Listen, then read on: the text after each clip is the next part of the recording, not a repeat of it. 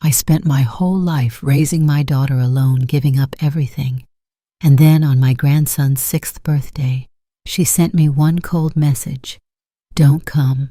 It's a family-only party. I held the gift worth nearly $500,000 and walked away, but not home. If you think this is just another ordinary family story, you're dead wrong. Subscribe now so you don't miss what happens next in stories that will haunt you. Margaret Lewis pressed the edge of the ribbon against the box and gave it a neat diagonal cut with her silver shears. The movement was instinctive smooth, the kind that came from years of wrapping birthday gifts with care. She folded the sharp corners of the paper with quiet precision and pulled a length of tape from the dispenser, pressing it gently against the seam.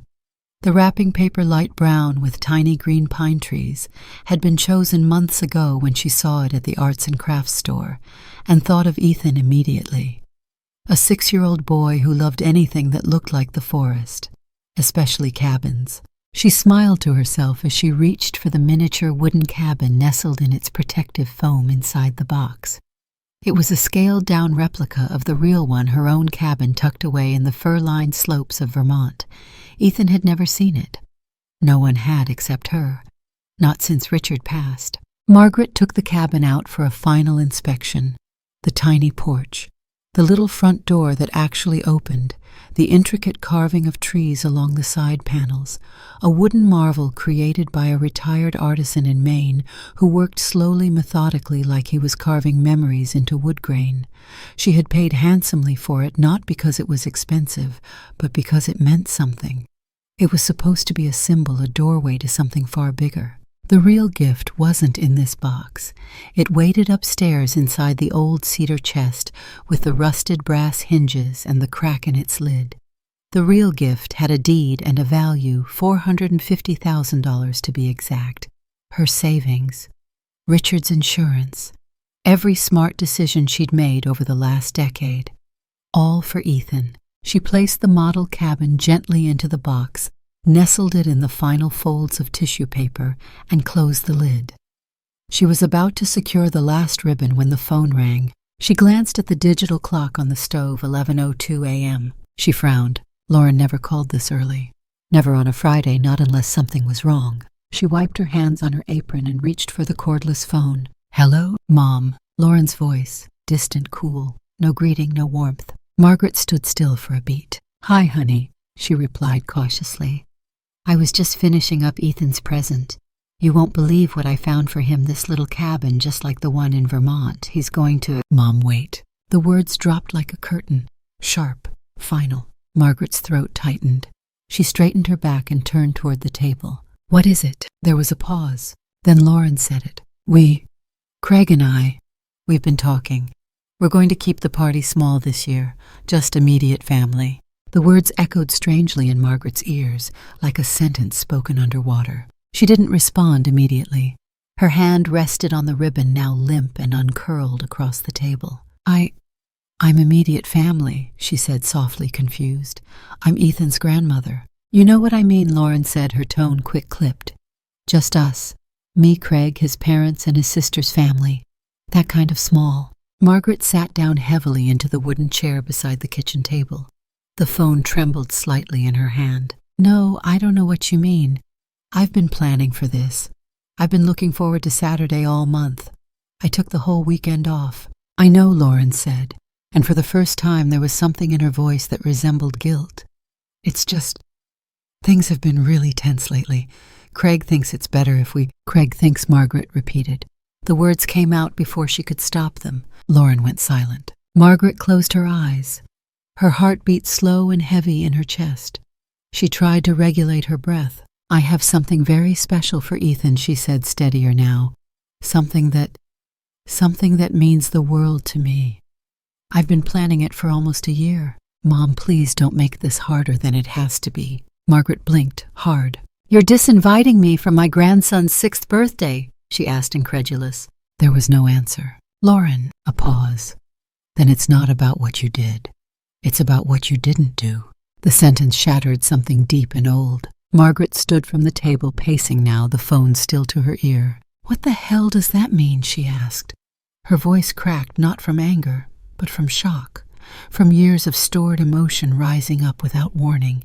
"You were always busy," Lauren said, not cruelly but coldly. "Always tired, always working. When I was growing up, I didn't feel like I had a mom. Not really.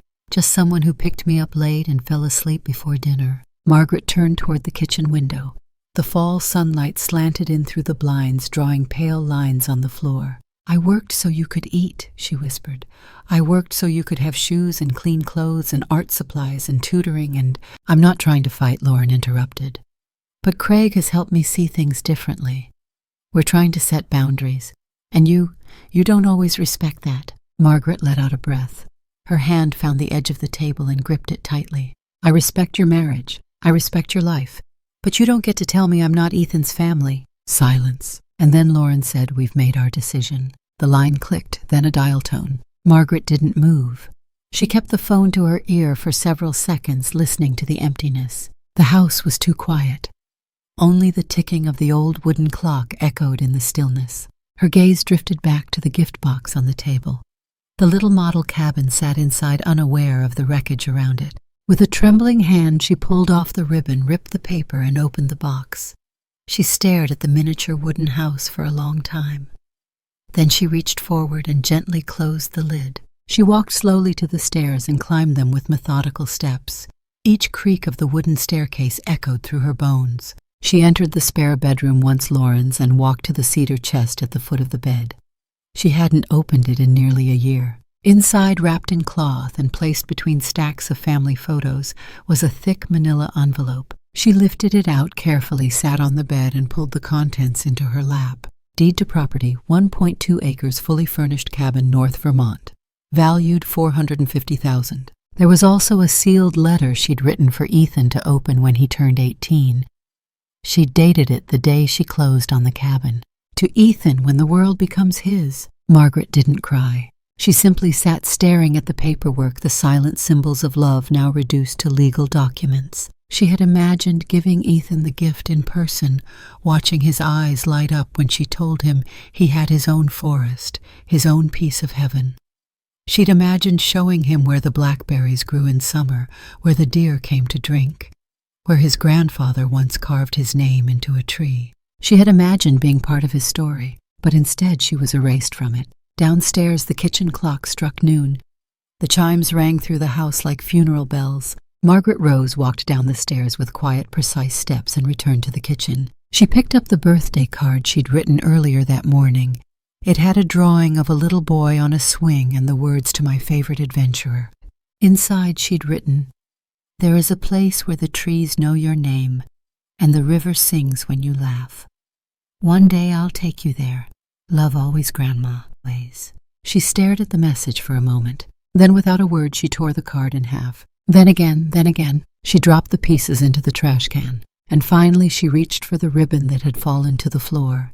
She wound it up smooth and slow and placed it into a drawer. The silence closed in again. Margaret sat back in her chair, hands folded, eyes open. She didn't cry, but her chest ached like something inside her had caved in. And somewhere deep inside the broken place where hope used to live, something cold began to form. Something that had shape and weight and a plan. The wind was different in Vermont. Margaret Lewis stood on the porch of the old cabin, her arms crossed tightly over her cardigan as gusts moved through the pine trees like they were whispering secrets just above her head.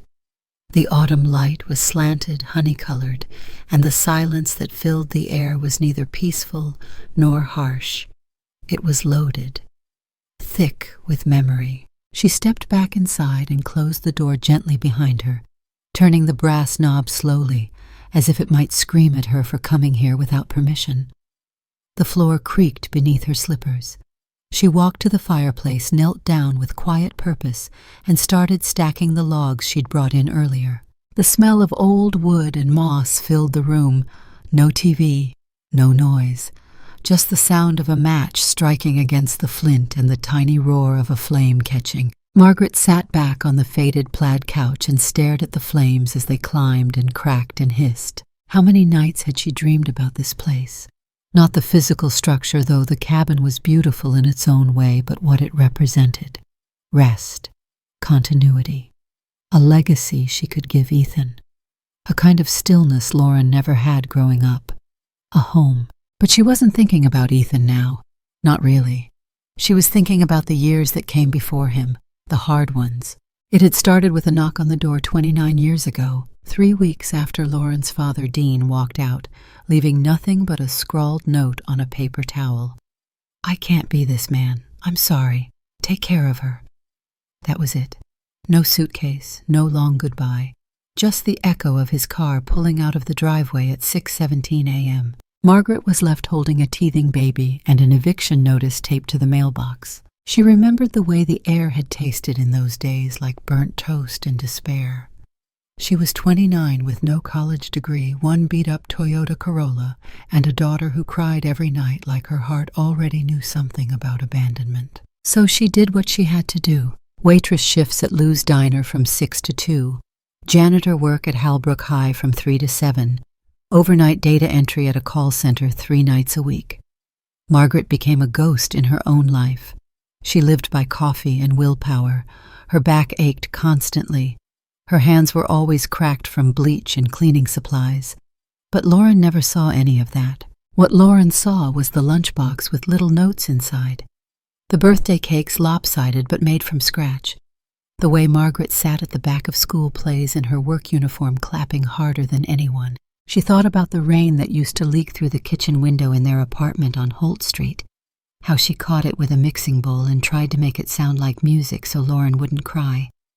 She remembered the guilt sharp and bright when she missed parent-teacher night because her car broke down 2 blocks from work. And yet Lauren grew. She got good grades. She made friends. She went to college on a scholarship and met Craig sophomore year. Margaret had been cautious at first. There was something about his eyes, a kind of calculation that unnerved her. But Lauren was in love. And Margaret had never stood in the way of love, no matter how much she doubted it. The first time she met Craig's parents, she knew they didn't like her. They smiled with that tight politeness that rich people use when they're trying to pretend you're not wearing Walmart shoes. Margaret didn't mind. She wasn't marrying them. When Lauren and Craig got engaged, Margaret cashed out her modest CD savings to help them with a down payment. It was $20,000 every penny she'd saved after Richard died. Craig had shaken her hand like she was a business partner. Lauren had cried. And Margaret had smiled because she believed she was finally building the kind of foundation she'd never had. But now, years later, that house bought with her sacrifice was the same one whose front door had been closed to her on Ethan's birthday. She leaned forward and fed another log to the fire. It had taken her decades to learn that some people mistake survival for absence, that being too busy to be present can look from a child's eyes like disinterest. That love, when stretched too thin, sometimes snaps in the memory of the receiver. Margaret closed her eyes. She thought about what Lauren said on the phone. You weren't there. And maybe in a child's way that was true. She had never missed a recital. But she had missed bedtime stories. She never forgot a birthday. But she forgot how to rest her face, how to smile, how to look up from bills long enough to really see Lauren. Still, there was a line between misunderstanding and cruelty. And this being disinvited, being labeled not immediate family, this was cruelty. Margaret opened her eyes and stood. She walked to the small secretary desk in the corner, opened the drawer, and pulled out a fresh sheet of stationery. If no one wanted her love, she would give it elsewhere. She clicked the old desk lamp on and began to write. To whom it may concern, my name is Margaret Lewis. I am the owner of a private cabin located in northern Vermont on 1.2 acres of wooded land. For the past year, I've maintained the property alone, originally intended as a family inheritance. However, I am seeking to repurpose this cabin for a summer arts program for children who have no family or who come from unstable homes. I would like to partner with organizations serving foster youth orphanages or community centers for low-income children. The vision is simple, a place to heal. Through painting, through writing, through stillness and safety. I will fund it entirely myself. She paused. The words came easier than she expected. Like her heart was pouring out ink, and her hand just followed. There will be no tuition, no prerequisites, just a belief that children deserve places that belong to them. If you believe in this vision, please reach out. I am ready. She signed her name, folded the letter, and placed it into an envelope. By the time she wrote the third version addressed to a different nonprofit based out of Massachusetts, her back ached, but her shoulders felt lighter. She didn't cry. Instead, she imagined the walls of the cabin lined with easels, the smell of acrylic paint, the sound of laughter echoing down the hillside. She imagined children arriving in buses, unsure, carrying broken things inside them, and leaving a little more whole. She would not be a grandmother to Ethan, it seemed. Not in the way she'd hoped, but she could still be someone. She could still build something from the ruins of love withheld. Margaret folded the last letter, placed it beside the others, and leaned back in her chair. The fire crackled. Outside, the wind rustled the trees. And inside, for the first time in weeks, Margaret felt something more than sadness. She felt purpose. The balloons had already begun to sag by the time Ethan made it to the far corner of the living room. The happy birthday banner that Craig had hung in a hurry the night before had tilted to one side, the tape on the left corner failing and curling down toward the floor. Children ran through the house in loud, chaotic streaks of sugar and noise, their party hats bobbing like tiny pyramids on their heads. Paper plates were scattered on the coffee table, cake smudges clinging to plastic forks. Ethan sat alone on the bottom step of the staircase, a half-eaten cupcake melting in his palm. He hadn't touched the frosting. It was blue, his favorite color, but it didn't taste right today. Not without her. He kept glancing at the front door, waiting, hoping. But Margaret didn't come. She always came. Even last year, when it snowed so hard the plows hadn't reached their street until noon, she'd made it walking the last 2 blocks with her coat pulled up to her chin, her boots soaked through. She'd brought him a wooden puzzle of the solar system and sat beside him on the floor for almost an hour, helping him name every planet twice. But this year, nothing. She didn't even call. He rubbed the frosting on his jeans when no one was looking. Across the room, his mother laughed nervously at something Craig's sister said, though the laughter was high-pitched and too quick, like it had been pulled out of her throat by force. Lauren looked tired. Her hair was curled the way Craig liked, tight ringlets, not her usual loose waves, and her blouse was the stiff white kind he bought for her, the kind she never wore when it was just the two of them. Craig stood at the center of it all, drink in hand, back straight, smiling that hard, polished smile he reserved for appearances, the kind that never reached his eyes, the kind that faded the second the guests looked away. Ethan picked at the edge of his plate, glancing around the room again. She wouldn't forget. Grandma never forgot. His lip trembled, and he quickly bit it to make it stop. The moment Lauren noticed him sitting alone, she excused herself and walked quickly to the stairs, crouching beside him. "Hey, birthday boy," she whispered. "Why aren't you playing with your friends?" Ethan shrugged. "Didn't you like The Magician?" Another shrug. Lauren reached up and tucked a strand of hair behind her ear. "Talk to me, sweetheart. What's going on?" He looked down at his sneakers, then said quietly, "Where's Grandma?" The words hung between them, fragile as glass. Lauren flinched just slightly. She couldn't come this year, baby," she said softly. "She's very busy." "She's always busy," Ethan replied, eyes still down. "No, I mean, she had something else to do today." Like what his voice cracked. "It's my birthday." Lauren opened her mouth, but no words came.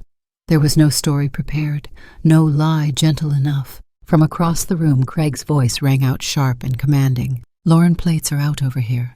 Can you take care of it?" Lauren turned her head quickly, stood up too fast. "Coming," she called. Then to Ethan quietly, "I'll be back in a minute, okay?" She didn't wait for a reply. Ethan watched her walk away. Her smile turned back on like a switch the moment she crossed the threshold to the kitchen. He didn't move from the steps. In the hallway beside him, the door to the coat closet creaked slightly, pushed open by the breeze from the nearby patio. Inside the closet was a vent, a small grated opening near the floor that led to the basement ductwork. It wasn't a hiding place, not really, but Ethan liked to curl beside it sometimes. He liked the humming of the heater through the grates, the way the sound carried conversations from rooms he wasn't supposed to be in. That day he scooted toward it again, not because he was hiding, but because he suddenly felt invisible. From the other side of the wall, faint voices filtered in. One of them was his father's. "Told her not to mention the damn woman. I don't care if he asks. Just redirect." Then a pause. the sound of glass being set on a counter. She was always too much anyway. Overbearing, judgmental. The way she looks at me like I'm some con artist who tricked her daughter into marrying me. Another voice murmured something Ethan couldn't hear. Craig chuckled darkly. She's not family, she's a leftover, a relic, a burden Lauren won't let go of. The words hit Ethan like ice water in the chest. He didn't understand every word, but he understood enough. She's not family. She's a burden. He pulled his knees up to his chest, pressing them tightly together. The party outside continued. Laughter, balloons popping, music playing through the Bluetooth speaker. But inside that closet, Ethan's world had gone quiet. A pair of footsteps approached, soft and deliberate. Slippers. Ethan. He startled, crawling quickly out of the closet, brushing cake crumbs from his jeans. It was Sandra, the housekeeper. She'd worked for the family since Ethan was 2. Her hands were knotted with arthritis, her hair pinned back in a loose gray bun, and her voice always carried the kind of softness that made you stop fidgeting. She looked down at him with a furrowed brow, her expression unreadable. "What are you doing in there, honey?" He didn't answer. Sandra stepped forward and crouched beside him, her knees cracking as she bent. "You heard something, didn't you?" Ethan stared at her. Her eyes were kind but sharp, like they had seen too much in this house to ignore the signs. Ethan didn't want to cry, but his eyes stung. His chest felt tight. "Daddy doesn't like Grandma," he whispered. Sandra didn't deny it. She simply reached forward and brushed a strand of hair from his forehead. "Do you like her?" she asked gently. He nodded, lower lip quivering. "She reads with me. She makes pancakes with shapes. She hugs real long." Sandra smiled softly. "She sounds like someone very important." "She forgot my birthday," he mumbled. Sandra's smile faded. Her gaze drifted toward the front room where Lauren and Craig were laughing with guests. "She didn't forget," she said almost to herself. Ethan looked up. Sandra patted his knee gently and stood. "I'll be right back," she said.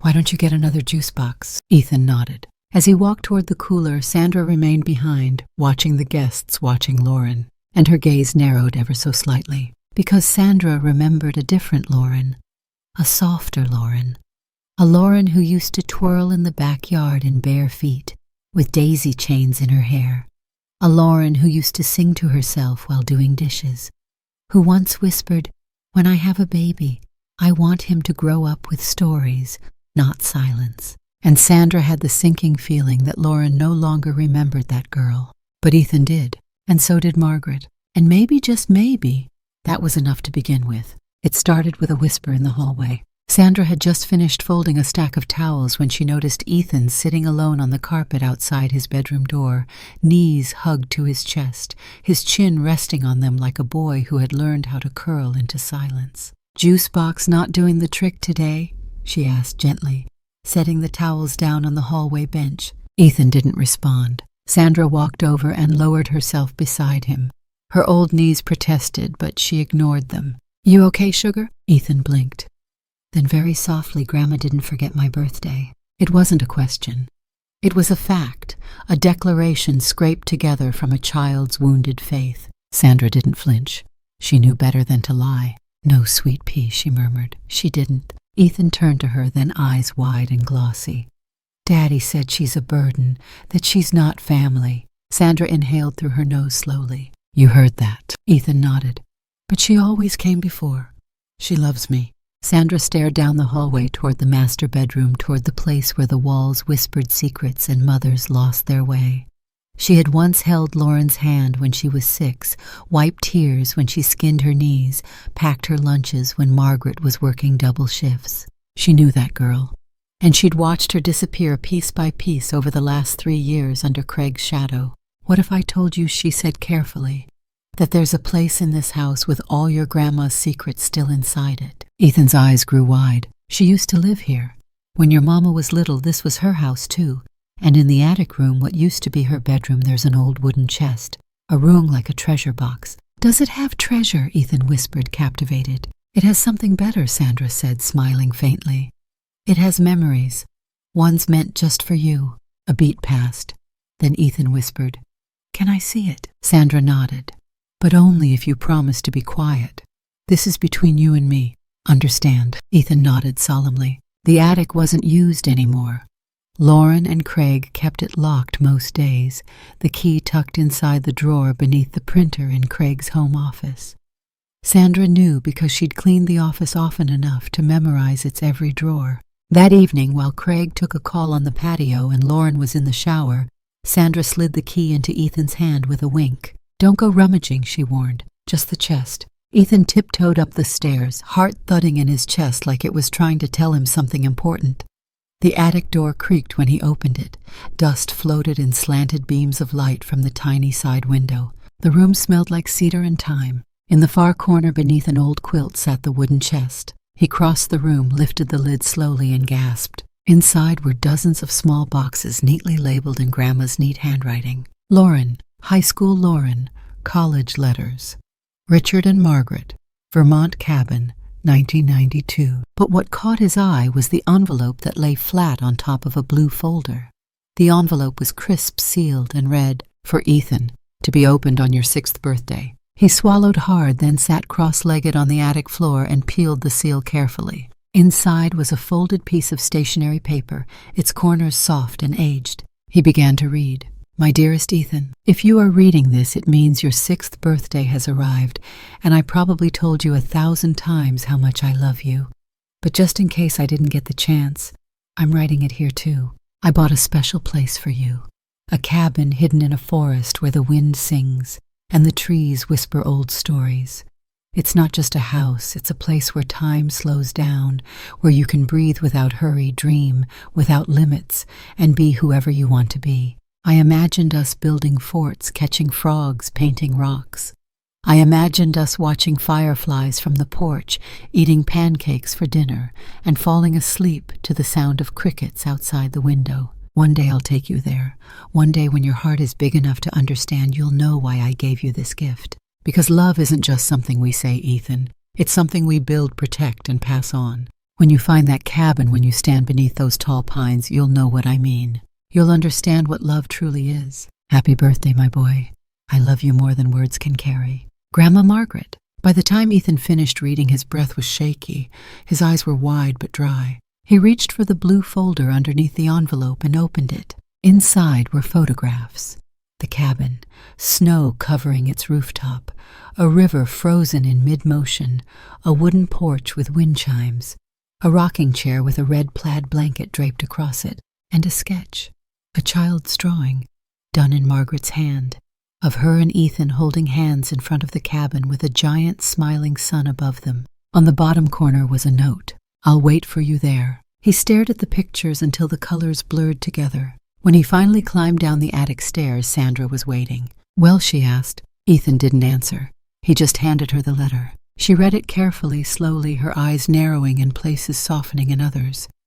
By the end, she looked up at him and said nothing for a long while. She meant every word she said finally. "I want to go there," Ethan said, voice trembling. Sandra hesitated. "I want to see the cabin. I want to see her." Sandra pressed her lips together. The silence stretched. "Does your mama know about this letter?" she asked quietly. Ethan shook his head.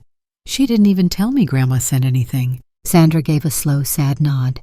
Then she looked toward the window.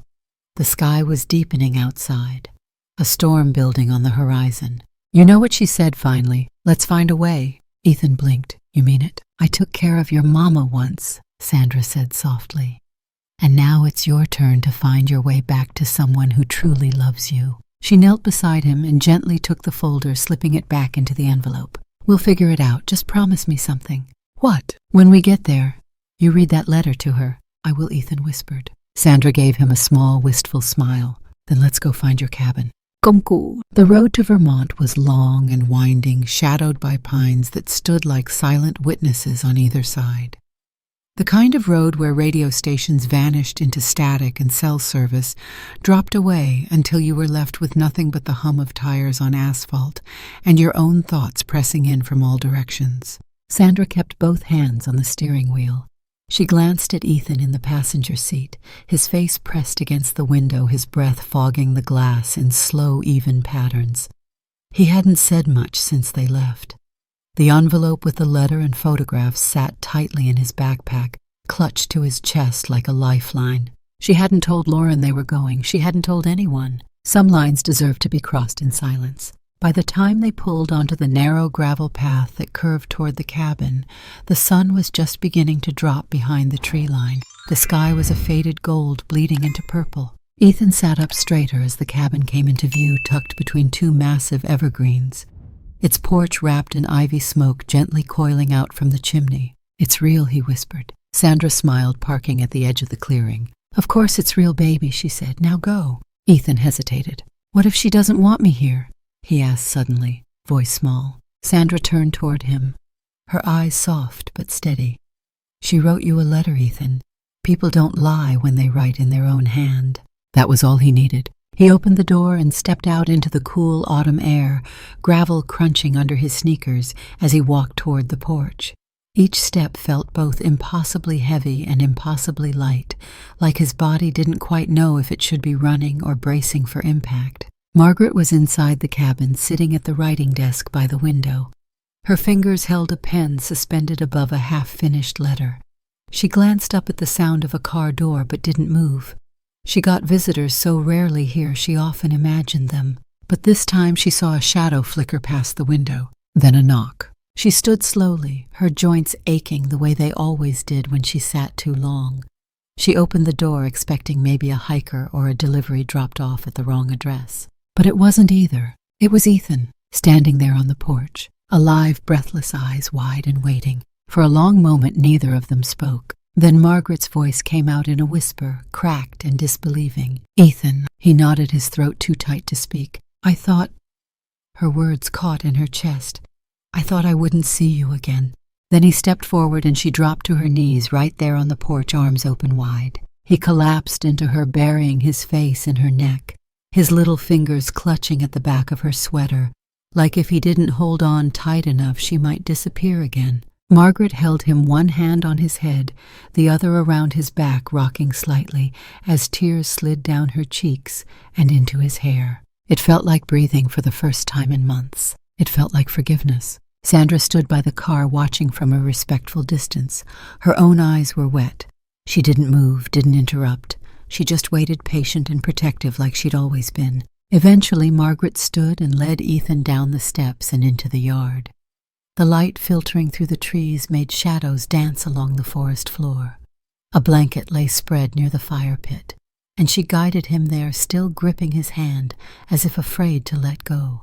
They sat beneath the tall pine. Birdsong overhead, the whisper of wind in the needles, the distant rustle of a squirrel darting across leaves. "Do you remember the letter?" she asked softly. He nodded and pulled it from his backpack. She didn't ask to read it again. She'd written it with her soul. Every word still lived inside her. "I read it 100 times, Ethan said. "I didn't think it was real at first. But then Sandra helped me find the box, and I saw the pictures." Margaret smiled. "You found the drawings too? Even the one where the sun is too big?" "I made it that big on purpose," she said, "because you were going to be my sunshine." Ethan leaned his head on her shoulder. "Why didn't you come to my party?" Margaret exhaled slowly. "That wasn't my choice, sweetheart. But Mama said—" "I know what she said," Margaret interrupted gently. "And I'm not angry at her, but I need to tell you the truth, even if it's a little sad." Ethan sat up straighter, his eyes searching her face. "I wanted to be there more than anything," she said. "I bought you something very special. I planned it for a long time. But your mom and dad decided they didn't want me there. They said it was only for family." Ethan blinked. "But you are family." Margaret's throat tightened. She reached out and tucked a strand of hair behind his ear. "I know that, baby, and you know that. But sometimes grown-ups forget what really matters." Ethan's voice trembled. "I don't want to be away from you anymore." "I don't want that either," she whispered. He broke, then his little shoulders shaking with the kind of sobs that belonged to someone much older.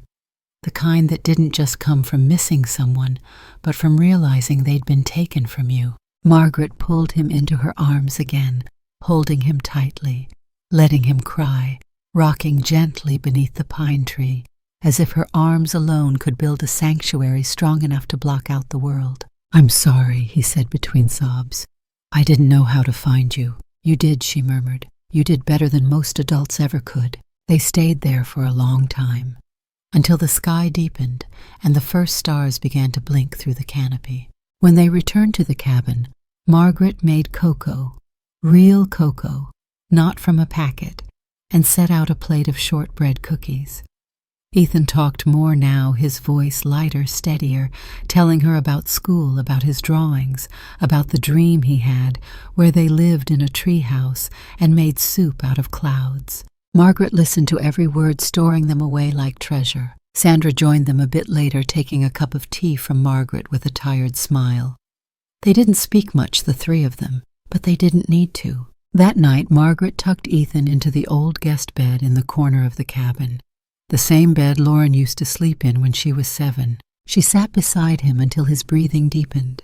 His hands curled gently under his cheek. Then she walked out onto the porch. Sandra followed a moment later, wrapping a shawl around her shoulders. "He's a brave little boy," she said quietly. Margaret nodded, staring out into the dark forest. "I never thought I'd see him again. Now you have," Sandra said. "And he knows the truth." Margaret swallowed the lump in her throat. "Thank you," she whispered, "for bringing him here." Sandra placed a hand on her shoulder. "I didn't bring him. He led the way. I just kept the car on the road." Inside, Ethan slept peacefully. Outside, the wind rustled the pines, and between them under one roof something broken began to mend. The first sign that something was wrong came at 10:47 a.m. Saturday morning. Craig stormed into the kitchen, phone in hand, his face pale but flushed with fury. "She's not answering." Lauren, in the middle of packing Ethan's lunchbox, paused. "Who?" "Sandra. Her phone's ringing, but she's not picking up." Lauren's brow furrowed. "She probably took Ethan to the park like they usually." "She didn't go to the park," Craig snapped. "I just called 3 times. No answer. I checked the security cam on the front door." Ethan left with her at 6:42 a.m., duffel bag in hand. Lauren's face went slack. "A duffel." Craig tossed the phone onto the counter. "And his favorite hoodie is gone. He's not coming back in an hour." Panic stirred beneath Lauren's ribs. "So, what are you saying?" "I'm saying your mother's behind this." Lauren stiffened. "You think she took him?" "She didn't have to. Sandra probably helped him find her. This has her fingerprints all over it." Craig stormed to the home office, yanked open a drawer, and retrieved his tablet. In seconds, he was pulling up GPS logs from Sandra's old phone, which, despite her best efforts, he had once set up with backup tracking. For safety, he'd told her. "Vermont," he muttered, teeth clenched. "She's at a place called Eagle Hollow Road." Lauren's eyes widened. "The cabin. She's hiding him there. That manipulative—" He didn't finish. He didn't have to. 5 minutes later, the front door slammed shut behind him. The engine of Craig's SUV roared through the back roads like a predator sniffing blood. Gravel crunched under his tires as he barreled into the clearing just outside the cabin, barely stopping before he flung the door open and stepped out. He didn't knock. He didn't hesitate. He charged toward the front porch like it owed him something. The screen door banged against the wall as he shouted, "Ethan, Ethan, where are you?" Margaret appeared in the doorway, her eyes widening with disbelief. She stepped outside calmly, closing the door behind her. Craig pointed at her, his voice like a blade. "Where is he?" Margaret didn't move. "Inside. Safe, as he should be." "You have no right," he barked. "You had no permission to take him." "I didn't take him, Craig. He came. You manipulated him. You poisoned his head, just like you did with Lauren. I'm calling the police." Margaret stepped down one stair. "I am his grandmother," she said quietly but firmly. "And I love him. That doesn't give you rights." "I'm not asking for rights," she replied, voice sharpening. "I'm standing in love. You don't need a court to validate that." "You're insane. Is that what you call love these days?" "Madness, because it challenges control." Craig's nostrils flared. "I swear to God, if you don't give him back right now." Then the door opened behind Margaret, and Ethan stepped outside. He was barefoot, his hair tousled, pajama shirt, wrinkled eyes wide but not afraid. "Daddy?" Craig's expression shifted. "Buddy, come here. We're going home." Ethan didn't move. Craig took one step forward, smiling like the anger in his voice seconds ago hadn't existed. "I'm not mad, okay? We just need to go. You scared Mommy." Ethan's lower lip trembled, but he stood his ground. "No." Craig's smile twitched. "Ethan," he said more firmly, "I said come here." Margaret stepped between them, but gently. Not shielding, standing with. "He doesn't want to go," she said. "He's a child," Craig hissed. "He doesn't get to decide." "But he does," Margaret said, her voice rising. "Because he knows what love feels like. And right now, it isn't standing in front of him yelling like a madman." Craig's eyes burned. "You don't get to decide what's best for him." "I'm not deciding," she said, stepping aside. "He is." Craig's eyes darted to Ethan. "Get in the car, now!" Ethan's fists balled at his sides. "No." Craig blinked. "No," Ethan repeated louder this time. "I'm not going with you." "Ethan, you yell all the time," the boy shouted. "You make Mommy cry when you think I'm asleep. You told her Grandma was garbage." Silence dropped like an anvil. Craig's mouth opened, but nothing came out. "I don't want to go with you, Ethan," whispered, shaking now. "I want to stay here, with Grandma, with someone who doesn't make me feel small." A gust of wind moved through the trees. Pine needles rustled above them. Craig looked like someone had slapped him. Behind the screen door, Sandra now stood watching, her arms folded, her face unreadable. Then from behind Craig, another figure appeared, quiet and pale. Lauren. She had followed him slowly, unsure. She stopped several feet back, watching, her eyes fixed not on Craig but on Ethan. Craig turned toward her, desperate. "Lauren, say something." She looked at her son. She looked at her mother. And then she said nothing. Not one word. Her silence was louder than any scream. Craig's jaw clenched. "So that's it.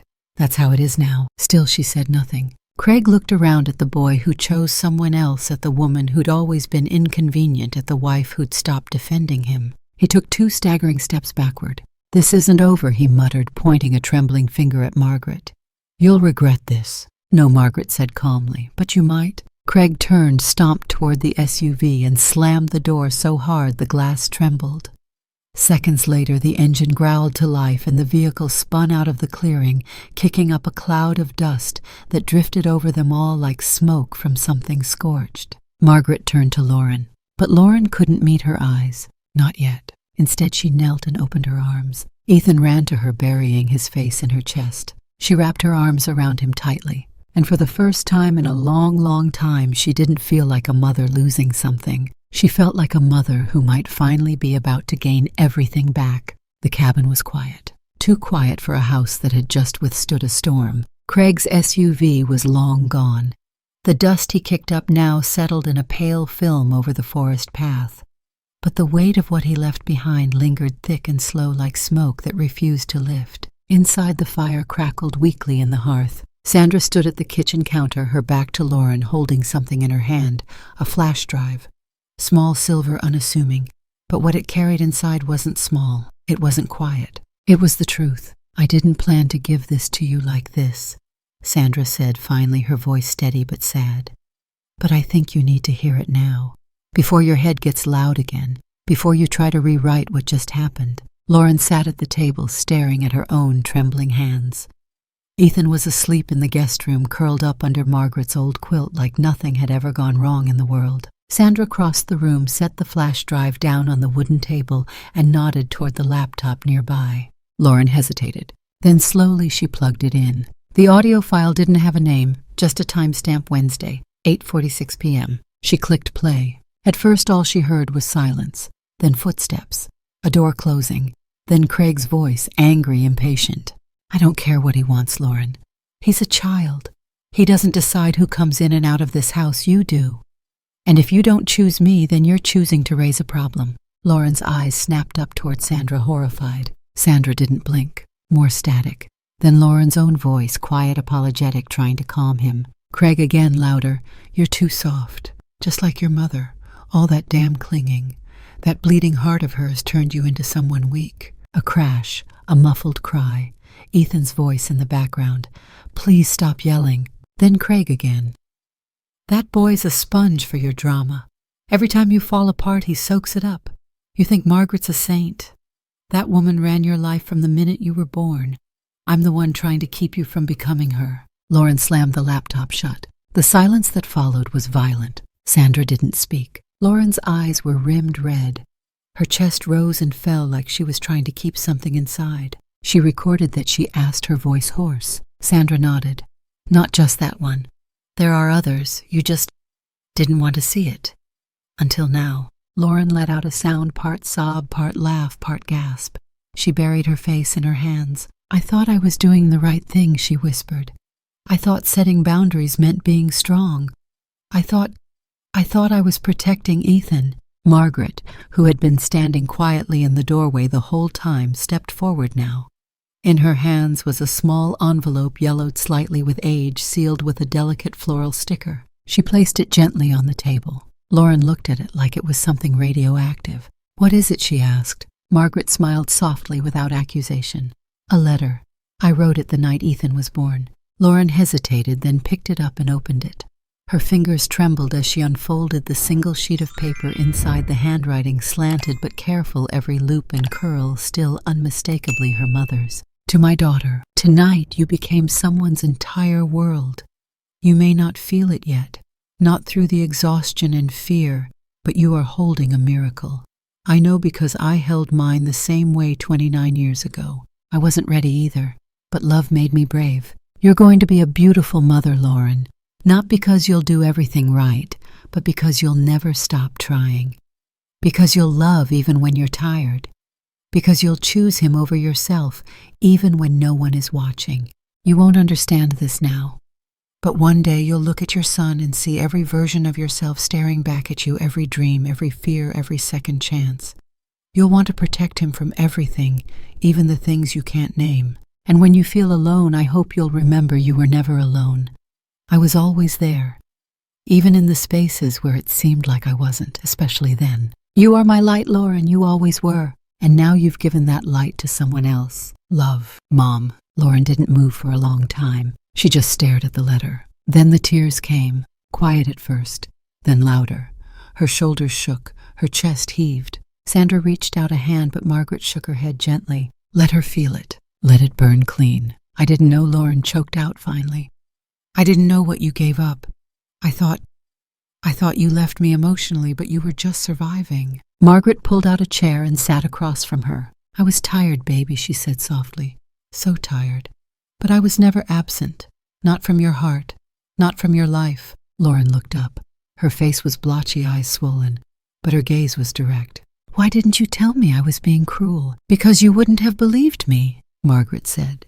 "You needed to come to it yourself." Lauren let out a breath. "I did. And it hurts." Margaret nodded. "Truth usually does." Lauren reached across the table and took her mother's hand. It was a small gesture, but between them it felt like the first stone placed in a bridge long overdue. "You were right," Lauren said quietly. "About Craig. About everything." Margaret didn't say, "I told you so." She didn't need to. Instead, she leaned forward, placed her other hand over Lauren's and said, "I never left you, Lauren. You just stopped looking." Lauren cried again, this time into her mother's arms, and for the first time in years Margaret held her daughter without resentment, without disappointment, only love, only the peace that comes when two people finally stop pretending they were never wounded and start choosing to heal together. The first time Lauren hit record, her hands were shaking. It was 2 nights after the confrontation at the cabin. She had returned to the house alone to retrieve a few essentials. Craig had called earlier, furious but composed enough to avoid the worst of his outbursts. He thought he still had control. That was his mistake. Lauren stood in the kitchen with her phone tucked deep in her hoodie pocket, voice memos app running quietly. She pretended to wipe down the counter while Craig spoke on the phone in the next room, pacing back and forth. "She's lost her mind," he muttered into the receiver. "Her mother's poisoned her. That boy is going to end up broken just like she is. I'll fix this. No, I don't care about custody threats. He's my son. She'll cave." Lauren stared at her reflection in the glass oven door. She didn't feel broken anymore. She felt like something that had been underwater too long and had finally breached the surface, gasping awake alive. She got 2 more recordings over the next day. One of Craig berating her for embarrassing him publicly, and another where he cursed Ethan for being soft, threatening to send him to military school if he didn't toughen up. That was the one that broke her. The next morning, she met with a lawyer Margaret had recommended, a woman named Judith Keller, sharp as a blade and calm as a glacier. Judith listened to the recordings in silence, nodding occasionally, her expression unreadable. Then she folded her hands and said, "We're filing for emergency separation today. If we time this right, we'll keep Ethan in your custody while we build the emotional abuse case." Lauren's mouth was dry. "Will it be enough?" Judith gave her a look. "Your mother and that housekeeper of yours documented everything. Between the recordings, the testimony, and the fact that your son is willing to speak, yes, it will be enough." That night back at the cabin, Margaret and Sandra gathered around the kitchen table with a cardboard box between them. Inside were old spiral notebooks, Photos of Ethan's bruised emotions written on his face, pages from Lauren's journals that she had tucked away over the years, but never had the courage to read aloud. Sandra added her own handwritten account pages of observations dating back months, patterns of control, escalations of tone, the moments between the shouting where fear had moved like a fog through the house. Margaret contributed the final piece, a signed affidavit from the neighbor who had heard Craig yelling through open windows. "You can't build a wall of lies thick enough to keep out a community that listens," she said. The case was forming, and the world was about to listen. 2 weeks later, Margaret's cabin was no longer just a cabin. It had become something else entirely. The story of the Healing Pines Art Camp, a free retreat for children recovering from emotional trauma, hit the regional papers first. A human interest story written by a local journalist who'd seen Ethan's art hanging in the town library and asked where the boy had learned to draw like that. Sandra had handed him a pamphlet. Margaret had agreed to one interview. Just one. That's all it took. By the end of the week, the camp was on regional radio, then local news. Then somehow a national blog picked it up, the grandmother who turned her cabin into a sanctuary for children left behind. Donations began to pour in. Art supplies, books, bedding, offers to volunteer, therapists wanting to run workshops, people looking to send their own children not just for healing but for hope. Margaret didn't want fame, she didn't want attention, but she did want truth to find a voice, and now it had one. Craig came back in a storm. He pulled up to the cabin in a black town car, this time not his SUV. He stepped out wearing a collared shirt and that corporate calm that made Lauren's skin crawl. 2 uniformed officers followed behind him, their expressions unreadable. Ethan was inside drawing. Lauren saw Craig through the window before he reached the door. "Stay with Ethan," she told Sandra. Then she stepped outside. Craig didn't shout. He smiled. "That didn't take long," he said. "Your 15 minutes. She didn't respond. One of the officers stepped forward. "We have a report that the child here has been withheld from the custodial parent. We're here to investigate." "You're welcome to ask him," Lauren said. "He's right inside, but you'll want to hear what he has to say." They followed her into the cabin. Ethan looked up from his sketch pad. The moment he saw Craig, he froze. The pencil dropped from his fingers. "Buddy," Craig said too brightly, "I'm here to take you home." Ethan stared at him, then at the officers, then at his mom. Then he stood up and said, "I don't want to go with him." Craig's smile tightened. "Ethan, don't do this now." The officer looked at Ethan gently. "Can you tell us why son?" Ethan swallowed. "He yells at me a lot. And Mommy. He says mean things. He makes her cry when I'm in bed. He told me I was too soft, that I ruin everything." His voice didn't shake. Not once. Craig took a step forward. "He's confused." Margaret appeared in the doorway holding the folder. "Then maybe this will clear it up," she said. The officer took the folder, opened it, scanned the documents. Then the second officer reached for his radio. Unit 12 requesting confirmation of protective order on file. Name Lauren McAllister. Subject Craig McAllister. Civil order ID. Craig's face lost all color. "You lied to them," he said to Lauren. She didn't flinch. "I told them the truth," she said. "You just never believed I would." 10 minutes later, Craig was in handcuffs. Not screaming, not struggling, just silent. And it was the first time Lauren had ever seen him truly powerless. As they led him away, Ethan watched through the window. Margaret knelt beside him. "Are you okay?" she asked. He nodded. "I don't think I'm scared of him anymore." Margaret kissed the top of his head. "You never have to be again." Outside, the squad car disappeared down the same path it had once come roaring up, and inside the cabin a new kind of quiet settled. Not the hush of fear, but the peace of chains falling to the floor. It was late spring when the moving truck pulled into the clearing just beyond the pine trees. The air smelled of thawed soil and distant lilacs, and a chorus of birds chattered in the branches like they too were celebrating someone's return. Lauren stepped out first. She wore jeans, a faded flannel shirt, and no makeup. Her hair was pulled back in a loose ponytail, and her face, though still soft with fatigue, had shed the brittleness it had worn for years. There was something clearer in her eyes now, not fire, not yet, but a glow, like the embers of something old had been stirred back to life. Ethan burst from the passenger side before the engine even turned off. He ran across the grass barefoot, laughing, stopping just short of the cabin porch where Margaret stood waiting. She knelt and opened her arms. He flew into them. "I'm home," he shouted against her neck. "Yes, you are," she whispered. "Yes, you are." Behind them, Sandra emerged from the truck's cab holding a potted sunflower in both hands. "Figured the porch could use something yellow," she said. Margaret smiled. "Sunflowers follow the light, just like us." That night, the 3 generations ate dinner around the small round table in the heart of the cabin. Margaret had made her famous chicken pot pie. Ethan had helped slice the carrots. Lauren had kneaded the dough for the crust with flour on her cheeks and music in her humming. It felt easy, earned. After Ethan went to bed, his sketch pad tucked under his pillow like a secret, Margaret walked over to the linen closet and pulled out an old wooden box. She set it on the table. Lauren looked at it, puzzled. "What's that?" "Your past," Margaret said, and opened it. Inside were jars of acrylic paint, crumpled charcoal wrappers, a tin box of brushes, so used their handles were worn smooth. At the bottom lay a stack of Lauren's old paintings, some half-finished, others yellowed with time. There was a watercolor of a woman beneath a tree, with her arms outstretched toward a sky the wrong shade of blue. Lauren's breath caught. "I thought you threw these away." "I saved every single one." Lauren ran her fingers across the edge of the canvas, like it might vanish if she didn't touch it gently. "I haven't painted in 15 years, she said. "Then we're overdue," Margaret replied. The next day they set up easels on the back porch.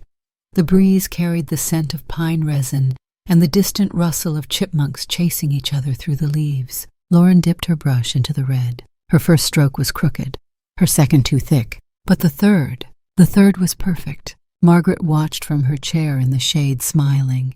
She didn't instruct, she didn't correct.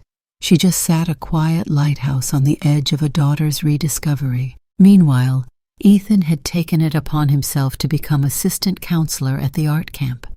He helped the new children unpack their bags, led them on small nature walks around the property, and organized storytelling circles in the evenings. He had a small clipboard courtesy of Sandra with Ethan's healing program written across the top in crayon. Each day he taught them something new. How to draw your favorite memory using only 3 colors. How to write a letter to someone who hurt you and never send it. How to tell a tree what you're afraid of and then let the wind carry it away. And slowly it worked. The kids began to smile sooner, to cry less, to speak more. One afternoon, Ethan brought a girl named Talia to Margaret. She was 8, thin, and silent. Her foster record said behaviorally resistant. Ethan said she drew butterflies in the dirt with her fingers when she thought no one was looking. "She wants to paint," he told Margaret, "but she's scared." Margaret knelt beside her. "That's okay," she said. "You don't have to paint anything beautiful. You just have to paint what's real." Talia didn't speak, but that night she painted a sky filled with purple butterflies and signed her name in the corner. By the end of May, the exterior wall of the cabin had transformed. What had once been plain cedar now bloomed with colors, an ever-expanding mural that every child added to before they left. At the center was a painting Lauren had done with Ethan. 3 figures stood beneath a giant pine. A grandmother with silver hair, a mother in green, and a boy holding both their hands. Above them in Ethan's handwriting were the words, "Home is who holds your heart." The local newspaper sent a photographer. The mural was printed on the front page beneath the headline, "A Cabin Rebuilt by Love." Margaret kept the clipping in a drawer beside the sugar jar. That night she sat at her desk and took out a fresh piece of paper. Her pen moved slowly, deliberately. "To whoever finds this letter someday, this house was not built with nails. Not really. It was built with forgiveness, with apology, with hands that knew how to let go of hurt and hold joy instead. My daughter lives here again. My grandson laughs here. Strangers arrive burdened and leave lighter. And I've learned that legacies aren't made of money or deeds. They're made of stories shared and hearts mended. This place is sacred because it is stitched with second chances. If you're reading this, welcome home. Margaret Lewis." She folded it, sealed it, and tucked it into a wooden envelope slot inside the room go. Then she stepped outside, looked up at the stars, and whispered, "Thank you." Not to anyone in particular, just to the night, to the quiet, to the life she finally remembered how to live. The summer sun spilled over the mountaintops like honey golden and slow, stretching long fingers into the clearing that had once been just Margaret's private sanctuary. Now it was a garden of voices, laughter, movement, color, an ever-living gallery painted by children who had learned to breathe again. The Healing Pines Art Camp had grown, not by bricks or walls, but by souls. Kids came from foster homes in Queens, from shelters in Denver, from referrals in Oregon. Some arrived silent, shoulders hunched like folded wings, others wary and restless. But all of them were met by the same 3 people waiting at the porch. Ethan, now 8 and 2 inches taller. Lauren, softer, warmer, with paint on her jeans and light in her eyes. And Margaret, slower in step, thinner, but still unmistakably the heart of the place. That morning, the camp held its first public art festival, an open-air showcase filled with paintings strung between trees, poems tied to branches, with yarn clay sculptures displayed on stumps like holy offerings. At the center stood a hand-painted sign, "We don't fix what's broken, we give it a place to bloom." Families arrived, teachers, reporters, even state child welfare officers, curious how this pine-framed miracle in Vermont had captured so much national attention. Margaret sat beneath her favorite tree, wrapped in a quilt Ethan had made with Sandra's help. Her breath came slower these days, her hands more fragile.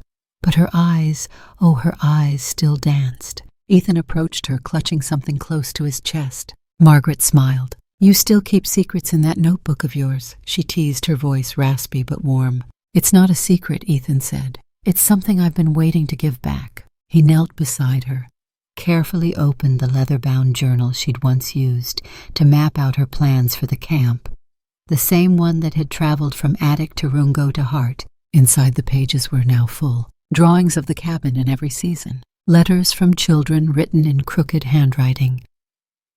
"Thank you for helping me smile again. I want to paint forever. This place is what I think heaven feels like." Lauren had added watercolor sketches of her and Ethan teaching side by side. Sandra had contributed a short story about a teacup that refused to crack no matter how hard the world tried to shatter it. At the very back of the notebook was a new page, one Ethan had written just that morning. "Dear Grandma, I thought you gave me a house. But now I know it wasn't a house. It was a promise, a place where love doesn't get kicked out, where kids like me and kids not like me get to be loud, messy, scared, and still wanted. You taught me how to hold a brush like it could fix the sky. I will never stop. Love, Ethan." Margaret's hand trembled as she reached out and touched the page. A tear rolled down her cheek, but she didn't wipe it away. "That's more than I ever dreamed for," she whispered. That afternoon, they held a small ceremony to dedicate the new art barn, an open-concept structure built with donated timber fitted with skylights and painted with the names of every child who'd attended in the past year. Ethan was chosen to speak. He stood on a small stage microphone adjusted to his height, dressed in jeans and a shirt covered in paint smudges. Behind him, the wind played with the mural-covered walls like a mischievous friend. He cleared his throat. "I used to think I was getting a present," he began. "My grandma had a cabin. I thought she was going to give it to me, like a thing, a place with wood and windows and furniture." He looked up. Margaret met his eyes from her seat. "But that's not what I got," he continued. "I didn't inherit a house. I inherited a heart." Murmurs stirred in the crowd. Ethan smiled. "I got a mission, a reason, something bigger than just me. I got to help people feel like they're not mistakes."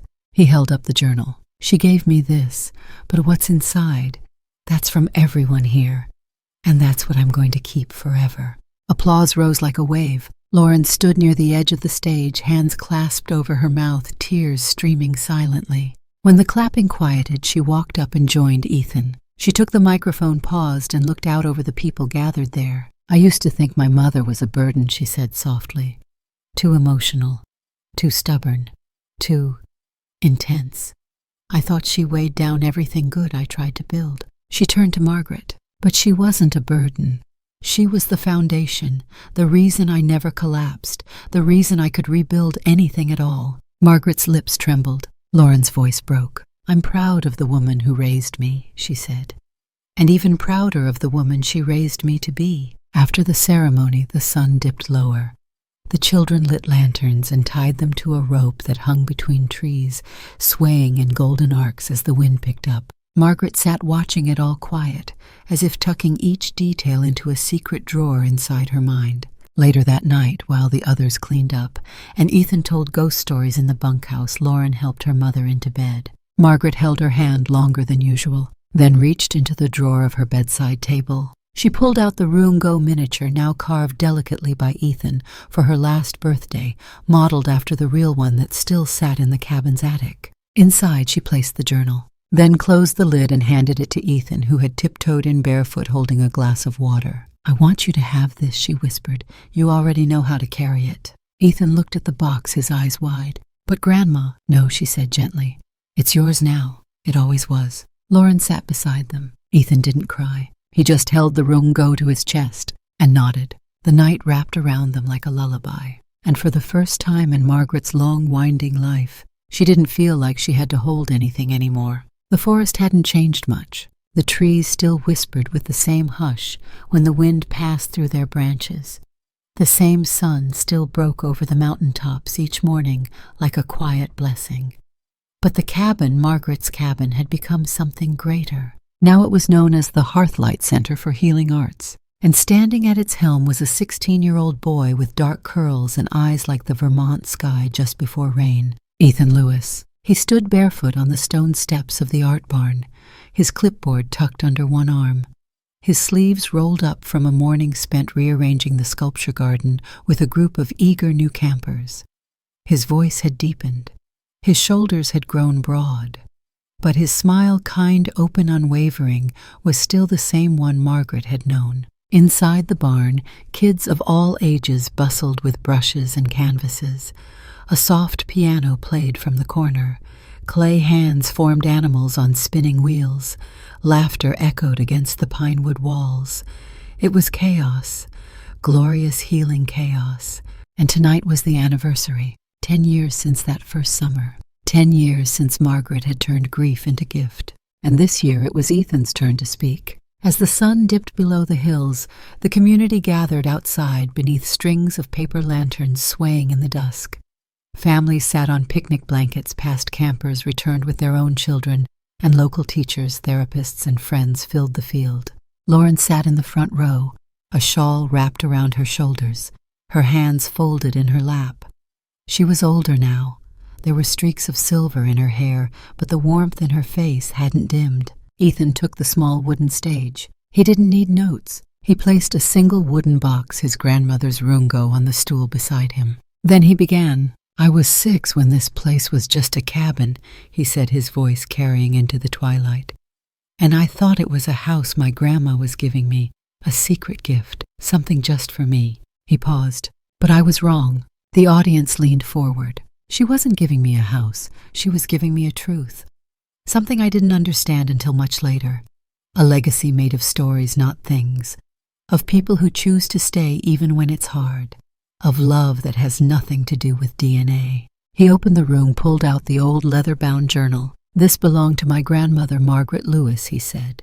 "She built this place with her hands and her pain. She turned her heartbreak into healing, not just for me, but for every child who has ever come here."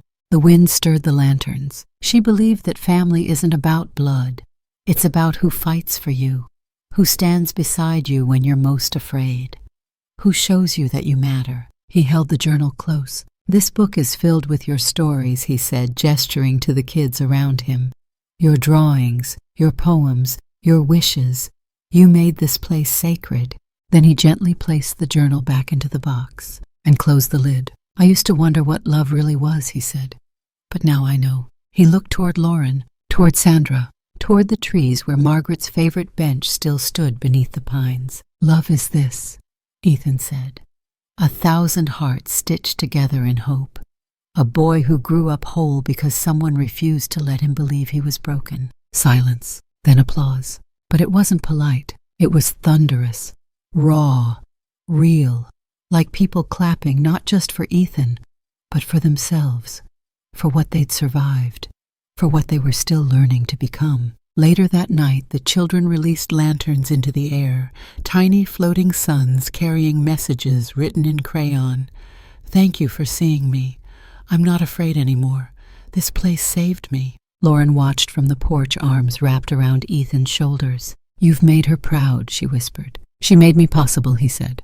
They stood in silence, watching the lanterns disappear into the dark. Back inside the cabin, Ethan climbed the old attic ladder, the same one he had once used to sneak into Margaret's memory chest. He placed the room go in the same corner it had always belonged, a safe place. Then he whispered, "Rest now," and turned out the light. Fade out. A slow, wide shot of the cabin nestled deep in the pines, golden light glowing in the windows.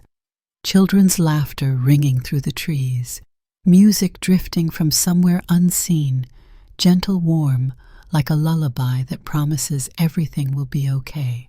The screen fades to black. Only one line appears. Family is not where you begin. It's who walks with you when you're ready to become.